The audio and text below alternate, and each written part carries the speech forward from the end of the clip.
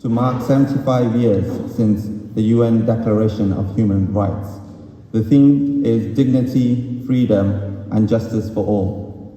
If people are sharing content on social media, they can use the hashtag HumanRights75. I'm just going to go through a bit of housekeeping. So there should be no fire drill today. The main fire exit is through the front doors to the temple. If you need help with 3 steps, a fire warden will help you. And there are also fire exits to the side of the stage, and fire assembly point is the car park at the back of the building. Toilets are either side of the main entrance to the marble hall, and if you do need a quiet space, a prayer room, room 38 is available for you to use at any time. To the right as you leave the marble hall. Simultaneous translation from Welsh to English is available with headsets on the table. The agenda will be displayed on the screen behind you. The day will include presentation, musical performances, and opportunities for us to discuss on our tables. For our first set of round tables, each table will be hosted by a human rights defender who will talk about their experiences. And there will be an opportunity for you to ask questions. Delegates may find some material challenging.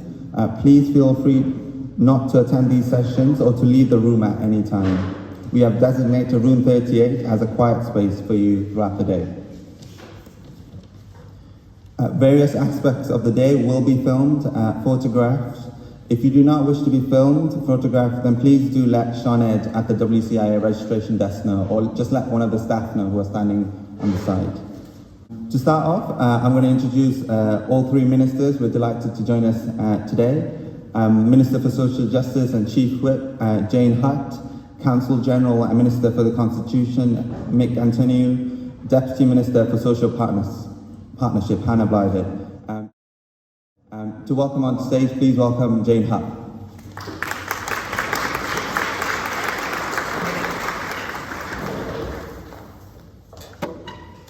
Well, Borda I gyd, and diolch yn fawr Nirushan, and thank you for not only your introduction, but also thank you to the Welsh Centre for International Affairs for hosting our event. It is our event. Yes, we may help sponsor it, Welsh Government and with WCIA, but I feel all of us here are embracing this event at a very important time. You know, it's so great to be in the Temple of Peace here. Couldn't be a more appropriate place for this event. So we're here together to commemorate the 75th anniversary of the Universal Declaration of Human Rights, and it's great also you've got 3 ministers, that's quite a coup, alongside Mick and Hannah as well, who'll be following me. But yes, just let's take stock. 75 years ago on Sunday, 50 UN states, including the UK, made their commitment to protecting and upholding human rights through the adoption of the Universal Declaration of Human Rights. And this important commitment established rights and freedoms for all international law. The right to equal justice, equal opportunity, and equal dignity. And led by Eleanor Roosevelt, the United Nations agreed on 30 critical human rights, including the right to asylum, the right to freedom from torture, the right to free speech, the right to education, the right to life, liberty, and privacy, the right to social security, health and education. These basic and fundamental rights belong to us all. So as the Minister for Social Justice in Wales, with human rights in my portfolio, I'm driven to embed human rights into the fabric of social policy and delivery here in Wales. And in doing so, I'm reminded, as I'm sure we all are, by the words of Eleanor Roosevelt, who asked, "Where do human rights begin?" They begin in small places, close to home. They're the world of the individual person, the neighbourhood he or she lives in, the school or college he or she attends, the factory, farm or office where he or she works. Such are the places where every man, woman and child seeks equal justice, equal opportunity, equal dignity without discrimination. Unless these rights have meaning there, they have little meaning anywhere. Our commitment to upholding, strengthening and advancing human rights in Wales is one that runs right across this government. is not just something that I and Counsel General and the Deputy Minister here today are promoting. It's something that defines us as a Welsh Government, sets us apart from other governments around the world. And I would say there's also very much a Team Wales spirit in this, so it's not just here in Welsh Government. I mean, Swansea is the first human rights city in Wales. There's so much partnership in terms of how we define this and deliver it. There's an old Welsh saying that I think sums up our approach to human rights in Wales. Miwn undod mai nerth. Simply, it means in unity there is strength. And that to me means that if we work together to promote and respect human rights, better lived experience will be the reality for everyone.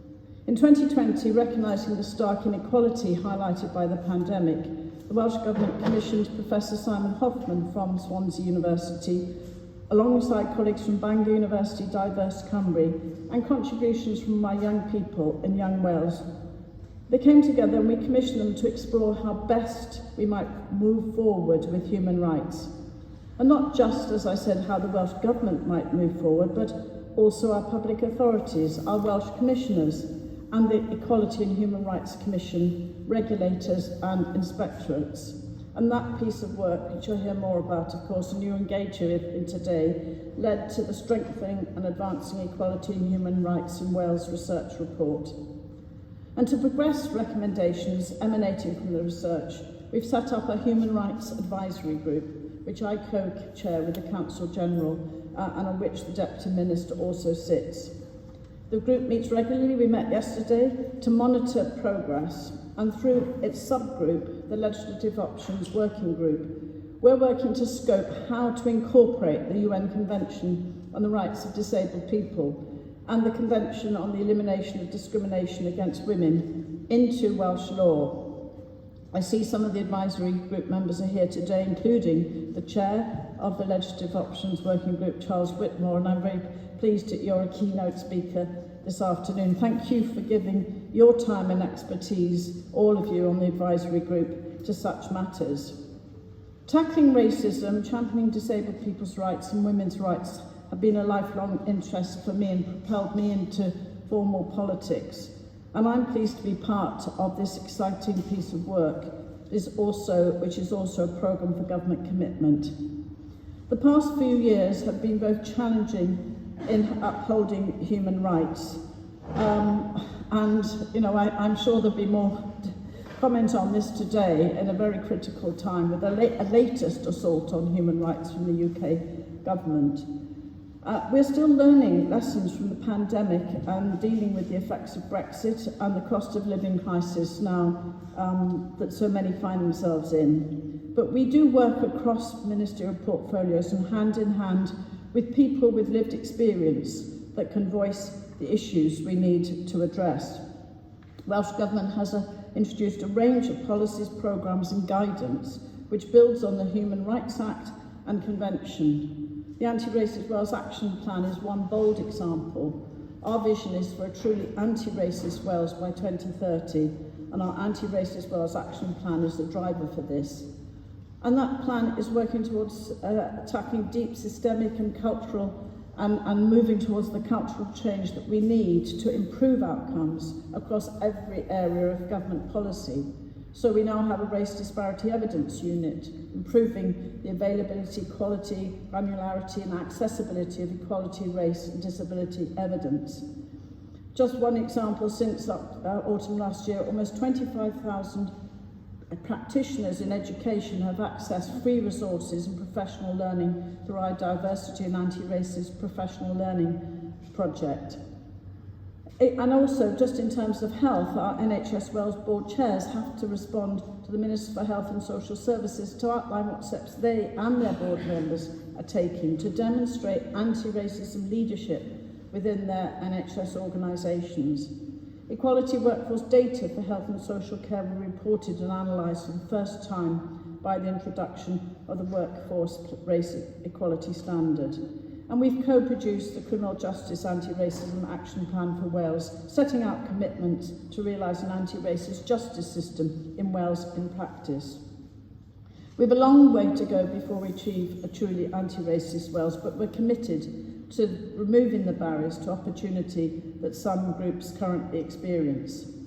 I'm also privileged to co-chair with Professor Debbie Foster the Disability Rights Task Force, which we set up in 2021, because we know the discrimination and inequality faced daily by disabled people, exacerbated by the pandemic.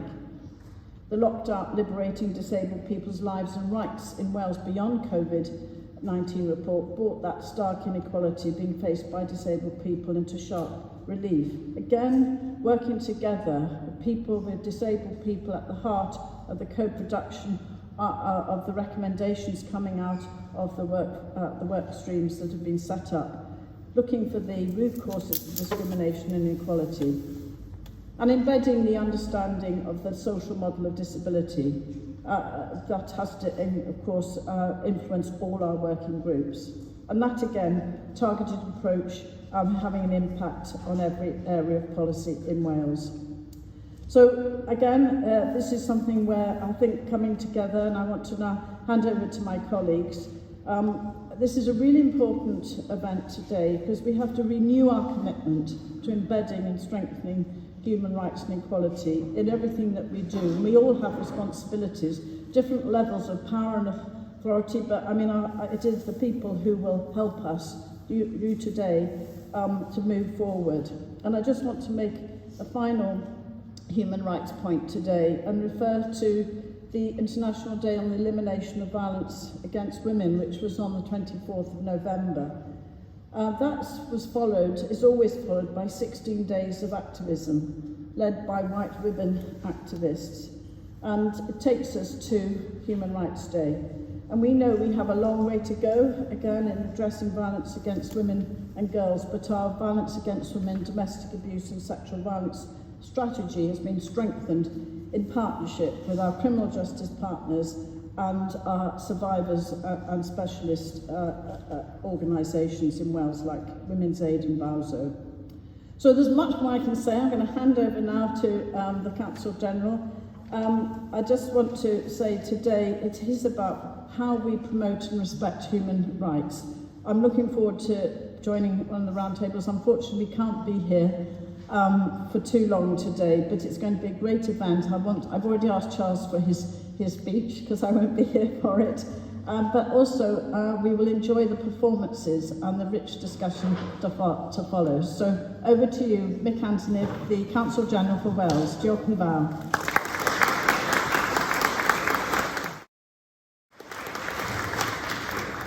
Wel, diolch yn fawr am eich gwahoddiad bore yma.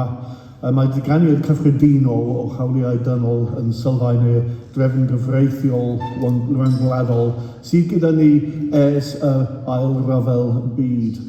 Y falle nad yw'n gallu cael ei orfodi yn uniongyrchol, ond mae wedi helpu greu hawliau mae pobl yn dibynnu arnyn nhw yn y llysoedd bob dydd. The Universal Declaration of Human Rights is one of the cornerstones of the post-World War II international legal order. And as a declaration, it has informed the creation of rights that people can and do rely on in courts every day. It is one of a series of multilateral agreements and institutions that came together after that conflict as a way for the world to not just say the words never again, but to try and establish and create a framework for enforcement and compliance. As such, it sits along the establishment of the United Nations and the creation of the European Convention on Human Rights, but also, importantly, the International Court of Justice, and very importantly, more recently, the International Criminal Court. The world of the late 1940s was a place of great sorrow, but it was a time also of hope and renewal. Unlike their predecessors, the institutions founded in the wake of the Second World War have endured, and the values set out in those declarations resonate today and are as important today as they were when they were first initiated. As a government and as a nation, we stand for rights and justice at home and abroad. Rights and justice go hand in hand. So in my time as Counsel General, we've seen challenges of a different nature, at home as well as abroad. Abroad, the international legal order faces some of its gravest tests yet. I've spoken many times of the illegal Russian invasion of Ukraine and the atrocities committed by Russian forces in Ukraine, and the need to ensure that evidence is secure to bring perpetrators to justice. But there are also so many other places where the universality of international law is being put to the test. We are, and the world is watching and monitoring events in Israel and in Gaza. We also see events in Afghanistan and in Iran, and sadly many, many more, where the rule of law and human rights and international law rarely applies. The application of international law can never be selective. It must apply to all.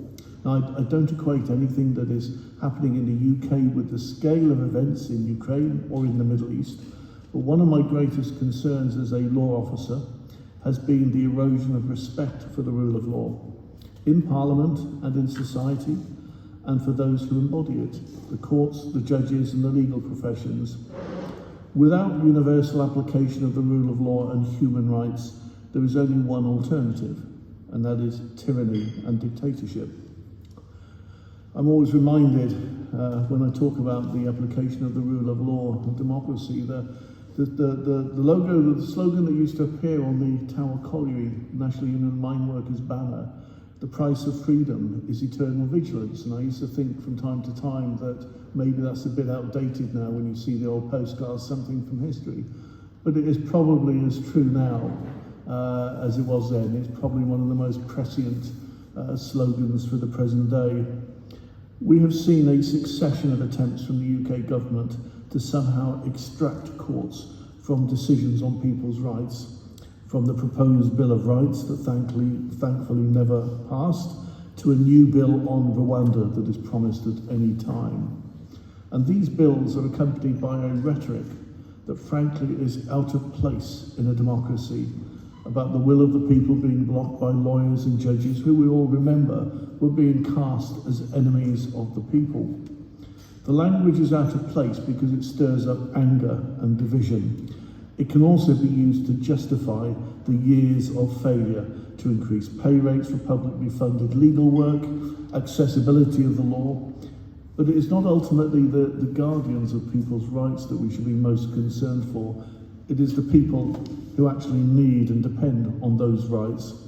And here is where events at home and abroad coincide, because it is often the actions of tyrants abroad that drive people to our shores in need of asylum, in need of a home, and of the most basic rights, in need too of legal advice and representation. So I am proud of Wales as a nation of sanctuary, and also the work that the Minister for Social Justice, Jane Hutt, has been committed to over so many years. I'm also proud too of more of the everyday work that we do to try and instill rights and justice in all our work. In my area, that includes pursuing public legal education, including through the creation of a law council and the work we are doing to increase the independence of our tribunals, which remain accessible and no cost. It also includes our pioneering work on the accessibility of the law. So we will continue to do what we can. With devolution of justice, we could perhaps do so much more. The Universal Declaration stands as a touchstone for us, but ultimately, sombre as it is to say, we all need to remain vigilant to the threats to its fine values for some time to come, and never more importantly than at the present moment. Thank you for listening. I'll hand over to my colleague now, Hannah Blythyn, the Deputy Minister for Social Partnership, to say a few words. Diolch yn fawr.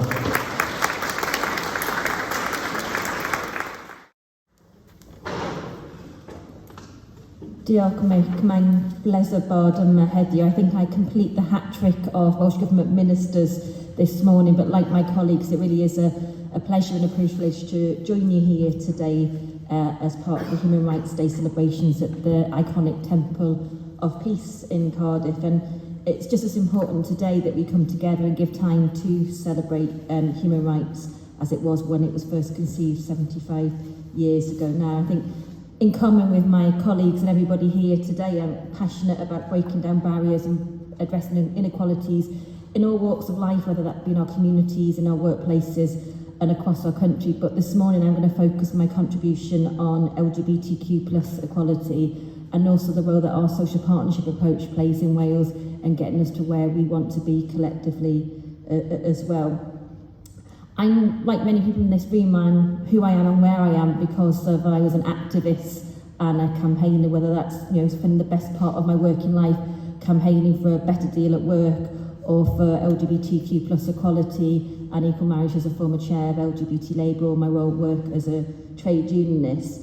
And it's why we're here today in terms of actually celebrating the progress that we've made, and particularly when it comes to LGBTQ plus equality.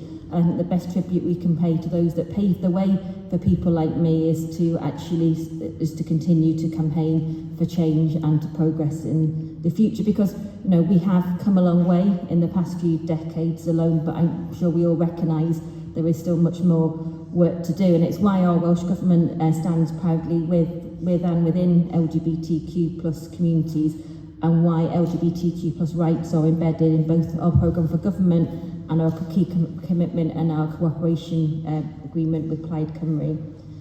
Back in February this year, to coincide with LGBT History Month, I was really proud to launch the LGBTQ plus action plan in the Senedd. It's part of it sets out the actions and the road we want to take to becoming the most LGBTQ plus friendly nation in Europe. And the action plan didn't happen overnight.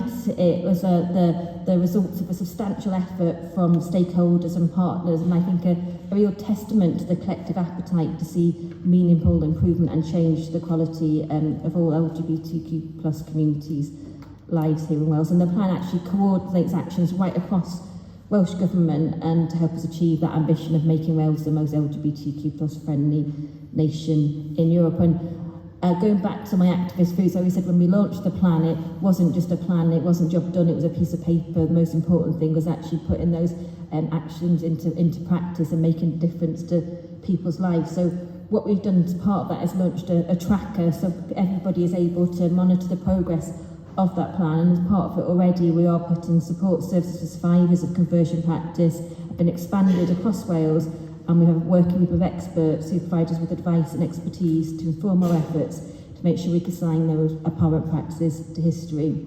Also working with our local authorities and schools to support transgender children and young people so they can be confident in supporting students in all aspects of human life, of student life. And our anti-hate crime communications campaign, Hate Hurts Wales, has an increased LGBTQ plus focus this year with signs posted at the Wales Hate Support Centre to offer support to victims. So we want to create a Wales where everyone feels safe, supported, free to live their lives as their authentic selves, to build a Wales where we're accepted without exception, so we can actually build on the Wales that I would have wanted to see when we were growing up and we want to see in the future as well. I'd also like to take a moment to shine a spotlight on the work we are doing in social partnership with our trade union partners and other colleagues to use all the levers we have at our disposal in Wales to improve work in Wales as part of that commitment to become a nation of fair work. Our Workforce Partnership Council represents public sector employers, trade unions and Welsh Government. Is committed to ensuring equality, equity and fairness in the workplace throughout Wales.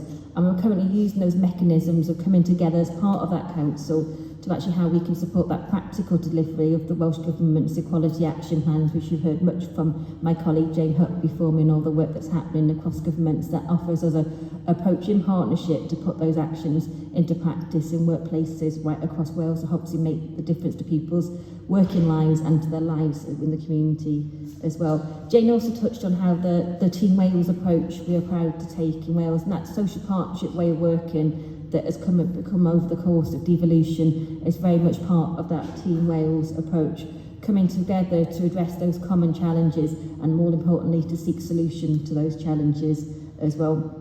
I recently put that Welsh social partnership way of working on a more formal footing, and we've legislated the Social Partnership and Public Procurement Wales Act. The law places a new social partnership duty on certain public bodies in Wales, so those public bodies that are covered by the Wellbeing of Future Generations Act, to seek consensus or compromise with their trade unions when setting and delivering their wellbeing objectives under the Wellbeing of Future Generations Act. What that means in ordinary language, in layperson's terms, is that the people that provide our public services have more of a say and a stake in what they look like, so they influence it in the workplace and the communities in which they live as well. The legislation very much aims to strengthen that social partnership and building on current practices and approach, and it's rooted in long-standing arrangements for trade union engagement, which has been established through local, sectoral and national social partnership arrangements here in Wales. The new Act also has a big part of what we can do here in Wales in terms of tackling human rights abuses and equality issues across the piece as well, because it takes the wellbeing goals and entrenches them in procurement throughout Wales. It's the first time we've legislated on procurement in Wales, and I never thought I'd get so excited about the potential of procurement, but really is one of those levers we have at our disposal to make a big difference in practice to people's lives. So alongside this, we are developing the guidance and the toolkits which will enable us to support public bodies to learn more about the supply chains and what we can do together to prevent and mitigate harms in those supply chains. Through the guidance of the Act, we'll also be looking at how other global responsibility measures can be widened to more products and services and contracting authorities throughout Wales. Because we know that a lot of harm to human rights and equality is often done very much under the radar. So we've been changing the way we think about our procedures, and one of the important ways that Wales interacts with the world is through those supply chains and the products and services that come here to Wales as well. So many of these have human rights and equalities risks embedded with them. So we're playing our part in taking our global responsibility through these supply chains, and also tackling issues like modern slavery, which we know is a crime which affects people from all backgrounds and which violates fundamental human rights. And whilst modern slavery remains a responsibility reserved to the UK government, the Welsh Government does work closely with our multi-agency partners on tackling modern slavery in Wales, and my officials organise the Anti-Slavery Wales Forum, which bring together partner organisations from across society. And alongside this, we continue to press the UK Government on the importance of victim and survivor-focused approach to modern slavery, and very, very much recognise the concerns raised by many international organisations about recent legislation such as the Illegal Migration Act. And it's critical that the UK Government adheres to its international obligations to identify, support and protect victims and survivors of modern slavery and other crimes such as that. In closing, I think we all very much recognise there are challenges ahead. I often say it sometimes feels like our rights are at risk of being rolled back, whether that's abroad or sadly closer to home. But as I said a moment ago, we are where we are thanks to the kind efforts of activists and the past, and we have made progress. And I'm confident, and I know that collectively we can continue to make progress together well into the future. Diolch yn fawr iawn.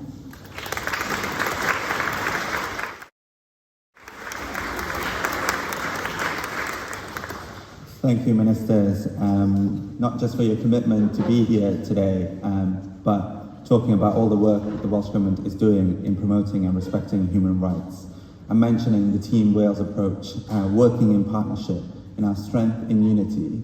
And we're excited to have the roundtable discussions later to talk about how we can promote and respect human rights here and abroad. Next, I'm delighted to welcome and introduce our first musical performance, Kateryna and Elyzaveta, a duo from Bandurist from Ukraine. Please welcome them on stage.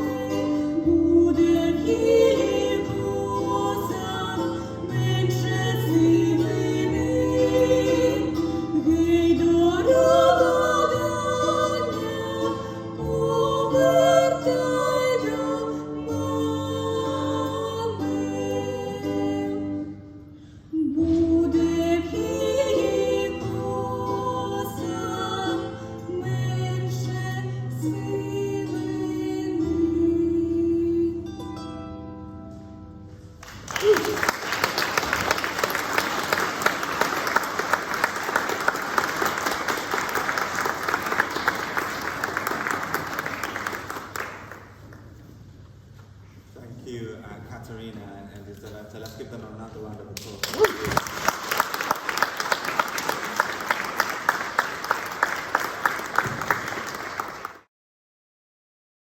We're going to go into our first set of roundtable discussions with our human rights defenders. A human rights defender will be sat at each table.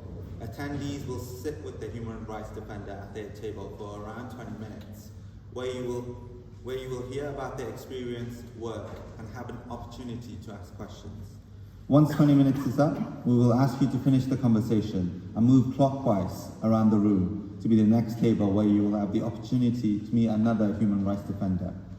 After this session, there will be a break so you can continue the conversations with defenders and each other. As previously mentioned, room 38 is available for anyone who might want to sit out of this part of the agenda for whatever reason. Another point to note, table 9, Mumal, who's a human rights defender, has been delayed due to trains. So please go to another table if you are sat at table 9. The team will be on hand to help you and keep an eye on the time so that we can move people on and start the break on time. So please do get started, and we'll have 20 minutes for this part. Thank you.